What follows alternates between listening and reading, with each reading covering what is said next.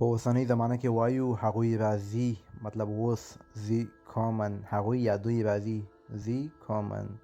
که وایو هغوی یا دوی راغلل، پرفکت زمانه ده، هغوی راغلل، داسې وایو زی زند gekommen، زی زند gekommen. که وایو هغوی به راشي په آینده کې، مطلب مستقبل زمانه ده، داسې وایو زی werden kommen، زی werden kommen، هغوی به راشي یا دوی به راشي. که وایو هغوی کله راځي یا دوی کله راځي، هغوی کله راځي. دا جمله په الماني ژبه څنګه وایي؟ تاسو په کمنټ کې ولیکئ.